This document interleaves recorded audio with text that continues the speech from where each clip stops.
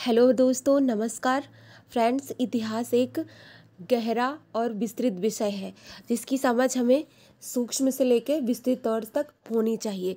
Friends, हम इतिहास की व्यापक जानकारी लेकर आए हैं और हम आपको chapter wise day by day इसकी एक श्रृंखला शुरू कर रहे हैं और समग्र इतिहास का अध्ययन हम आपको कराएंगे। आप हमारे साथ जुड़े रहिए और पूरे इतिहास को हम आप के लिए लाए हैं।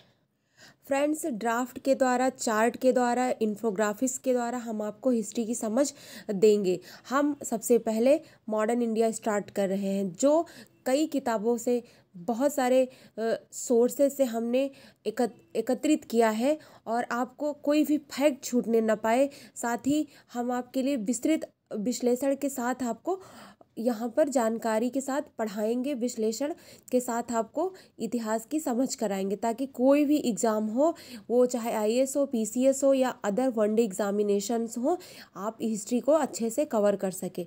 तो फ्रेंड्स, ये हमारा इतिहास से फर्स्ट वीडियो है मॉडर्न इंडिया का, जिसको हम लेकर आए हैं और इस चैप्टर का नाम है उत्तरवर्ती मुगल, लेटर मुगल्स।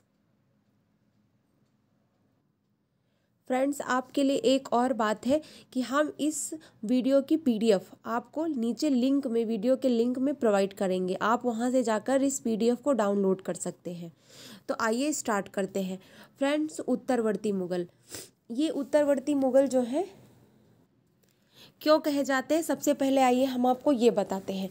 दोस्तों, उत्तरवर्ती मुगल इसलिए कहे जाते हैं क्योंकि 1707 ईस्वी में जब औरंगजेब की मृत्यु हो गई तो उसके बाद साम्राज्य का पतन स्टार्ट होने लगा।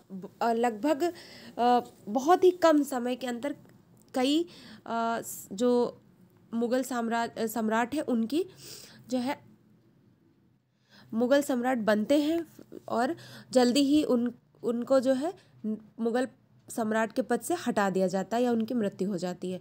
और ये उत्तरवर्ती मुगल लंबे समय तक शासन नहीं कर सके और इनके काल में मुगल साम्राज्य का पतन होने लगा। कई सारे क्षेत्रीय साम्राज्यों का उदय होने लगा, विदेशी आक्रमण होने लगे, यूरोपीय कंपनियों का आगमन होने लगा, भांति भांति की घटनाएं होने लगी। इसलिए इसे लेटर मुगल्स भी कहते हैं। फ्रेंड्स, सबसे पहले हम समझते हैं कि शुरुआत इसकी कहाँ से होती है। तो 1707 सामान्य संवत या ईस्वी में औरंगजेब की मृत्यु होती है। इसके 3 पुत्र होते हैं, जिसमें मुअज्जम था, आजम था और कामबख्श था। तो फ्रेंड्स, इसमें जो है मुअज्जम, इसने बाकी अपने दोनों भाइयों से उत्तराधिकार युद्ध में उनको पराजित किया और बहादुर शाह प्रथम के नाम से पुल ए शाह दौला में राज्याभिषेक कराया और आजम को सामूगढ़ के निकट जाजों के युद्ध में पराजित किया। फ्रेंड्स, इस युद्ध को कई बार पूछा जा चुका है पीसीएस प्रीलिम में और अन्य एग्जामों में, आईएएस में भी, कि सामूगढ़ का युद्ध किसके साथ हुआ था। तो ये आजम के साथ, मुअज्जम के साथ हुआ था और ये दोनों ही औरंगजेब के पुत्र थे। और मुअज्जम जो है, इसने बहादुर शाह प्रथम के नाम से चूंकि गद्दी संभाली थी, इसलिए विकल्प में आ सकता है कि जो है बहादुर शाह प्रथम और आजम के साथ सामूगढ़ का युद्ध हुआ था या जाजों का युद्ध हुआ था तो भी सही है, और अगर मुअज्जम और आजम के साथ हुआ था तो भी सही है। इस प्रकार ये हमारे प्रीलिम के क्वेश्चन बनते हैं। और इसके साथ ही इसने कामबख्श को, जो कि इसका दूसरा भाई था, 1709 में हैदराबाद के युद्ध में पराजित किया था। तो इस प्रकार इसने अपने भाइयों को पराजित कर बहादुर शाह प्रथम के नाम से राजगद्दी संभाली। और इसका जो है शासनकाल वो 1707 से लेकर 12 तक था। और इसके काल की एक महत्वपूर्ण घटना ये थी कि साहू जी को कैद से छोड़ा गया था और इसका एक नाम शाह बेखबर, बहादुर शाह प्रथम को शाह बेखबर भी कहा जाता था। यह इतिहासकार है खफी खां, इनके द्वारा इन्हें शाह बेखबर कहा जाता था। इनके 4 पुत्र थे, जिनमें जहांदार शाह, जो अगला हमारा लेटर मुगल्स है, दूसरा सम्राट है, वो है जहांदार शाह। जहांदार शाह ने 1 वर्ष के लिए शासन किया, 1712 से 1713 ईस्वी में। और ये क्वेश्चन अभी आरओ में एक आया था कि किसके शासनकाल में हिंदुओं से अच्छे संबंध थे। तो इस प्रकार ये भी बन सकता है कि क्या जहांदार शाह के शासनकाल में हिंदुओं के प्रति अच्छी नीति चल रही थी, मिलन वाली नीति चल रही थी, या फिर मेल मिलाप की नीति समाप्त कर दी गई। तो आंसर होगा कि मेल मिलाप की नीति जारी थी। तो हिंदुओं के प्रति जहांदार शाह के शासनकाल में हिंदुओं के प्रति मेल मिलाप की नीति जारी रही। और एक सबसे बड़ी बात, इसके शासनकाल की एक सबसे बड़ी बात थी कि आमेर के राजपूत जय सिंह को मिर्जा राजा सवाई की उपाधि दी गई जहांदार शाह के द्वारा, और इसको मालवा की सूबेदारी भी दी गई। और जय सिंह के लिए हम अलग से वीडियो बनाएंगे।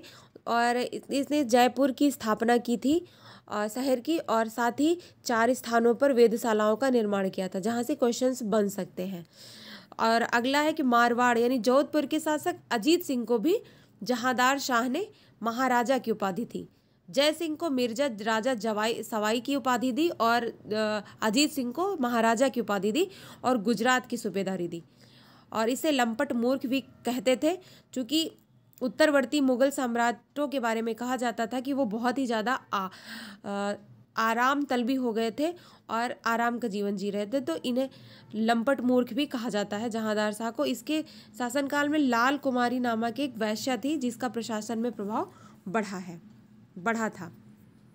और फ्रेंड्स, फर्रुखसियर है। जहांदार शाह के बाद फर्रुखसियर 1713 ईस्वी में गद्दी पर बैठा और 19 तक इसका शासनकाल रहा। यह अजीमुश शान का पुत्र था।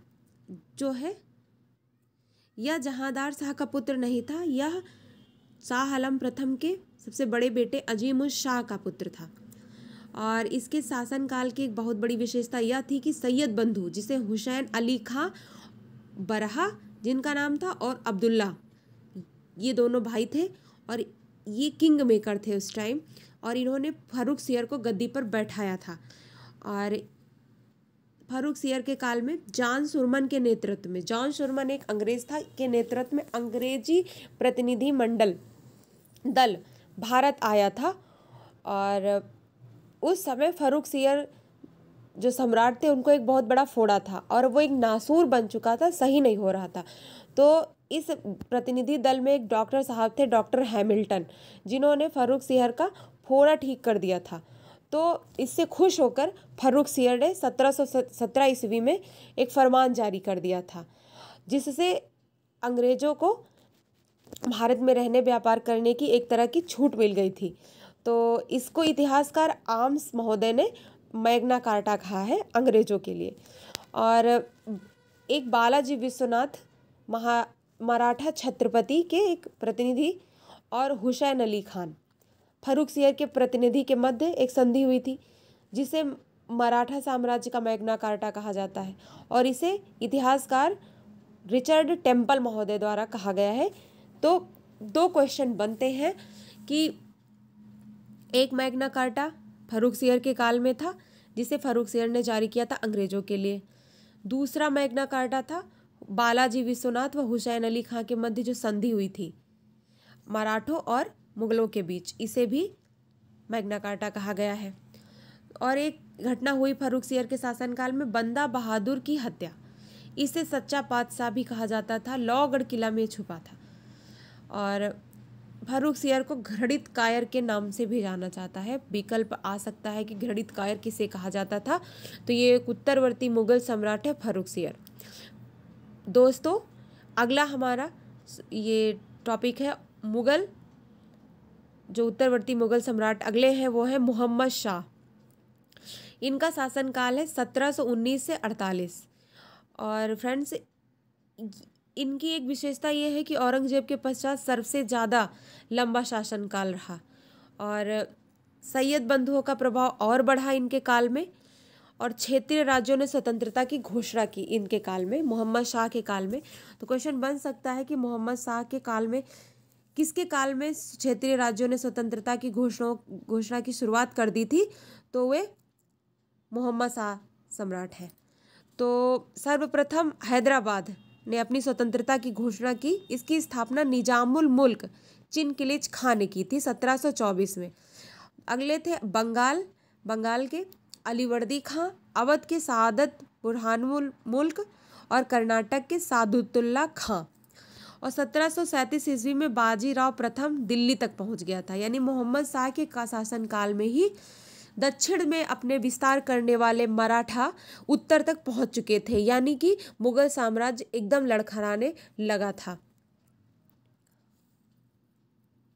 फ्रेंड्स, मोहम्मद शाह के शासनकाल में कई घटनाएं घटी जो इतिहास में अमर हो गई।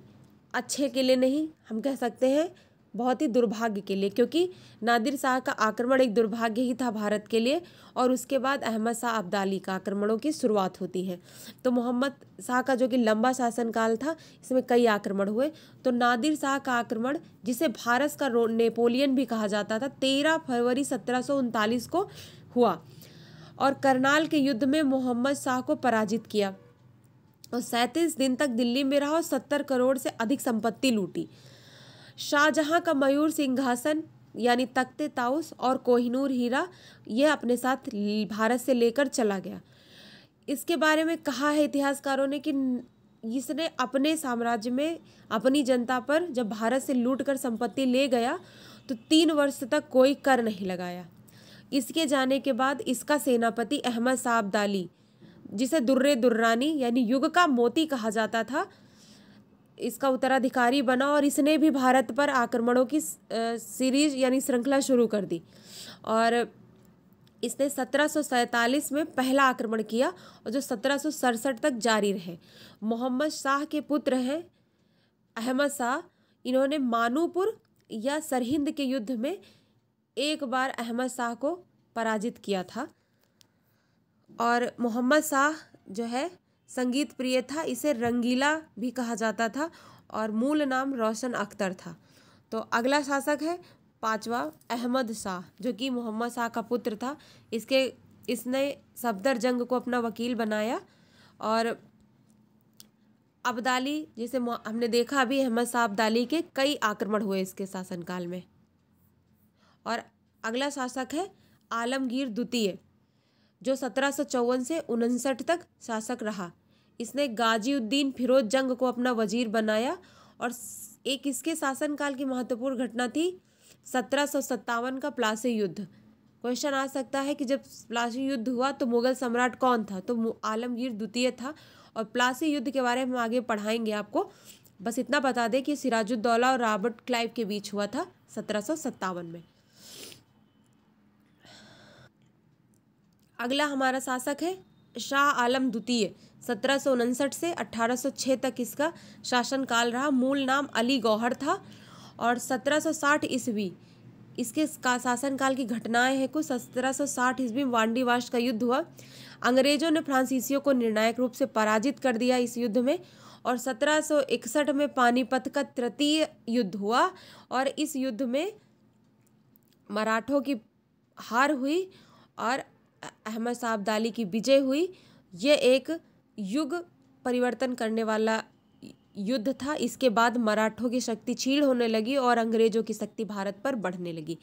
और 1764 में बक्सर का युद्ध हुआ और यह निर्णायक युद्ध था। इसके पश्चात कोई भी भारतीय शक्ति नहीं उठ पाई और अंग्रेज भारत पर शासन करने लगे। तो इसके बारे में आगे विस्तृत तौर से पढ़ेंगे।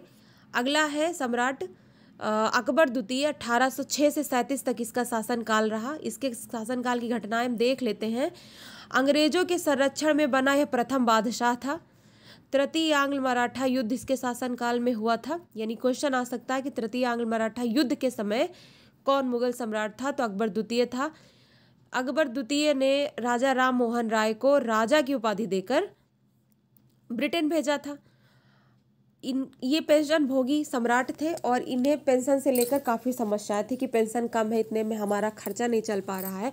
इन समस्याओं को लेकर इन्होंने राजा राम मोहन राय जी को भेजा था ब्रिटेन कि इन समस्याओं का समाधान हो जाएगा, लेकिन परिणाम शून्य रहा और राजा राम मोहन राय जी की मृत्यु भी वहीं हो गई, ब्रिटेन में ही। और ब्रिस्टले वह जगह थी और वहीं उनकी समाधि है। और अंतिम मुगल सम्राट हैं उत्तरवर्ती मुगल सम्राटों में 90 बहादुर शाह द्वितीय, जिन्हें जफर भी कहा जाता है। इनका शासनकाल 1837 से 1858 ईस्वी तक रहा। और ये अंतिम मुगल सम्राट थे। और 1757 का, माफ़ कीजिएगा, 1857 का प्रसिद्ध विद्रोह इन्हीं के शासनकाल में हुआ। बहादुर शाह जफ़र द्वितीय से रिलेटेड कुछ घटनाएं हैं। हुमायूं के मकबरे से इनको गिरफ्तार किया गया और 1858 में गिरफ्तार करके रंगून निर्वासित कर दिया गया। वहीं 1862 ईस्वी में इनकी मृत्यु हो गई, जहां इनकी समाधि है। फ्रेंड्स, जहांगीर की और बाबर की, दो ऐसे मुगल, और साथ में हुमायूं, ये जो है बहादुर शाह जफ़र, ये 3 मुगल सम्राट हैं जिनकी समाधियां भारत से बाहर हैं। और ये भी एक प्रसिद्ध शायर थे। इनकी अंतिम शायरी थी, कितना बदनसीब है जफ़र दफन के लिए, 2 गज जमी भी न मिली कूचे यार में। तो फ्रेंड्स, इस प्रकार हमने उत्तरवर्ती मुगलों को देखा और उम्मीद है कि आपको उत्तरवर्ती मुगल समझ में आ गए होंगे। ये कई सारे शासक हैं जिनको हमने एक साथ अच्छे से कोशिश की है कि पढ़ाएं और हौच पौच ना हो, हम समझ सकें इनको। फ्रेंड्स, जैसा भी आपको लगा हो आप प्लीज़ कमेंट करके हमें फीडबैक दीजिए और इसी के साथ पढ़ते रहिए। नमस्कार friends, all the very best.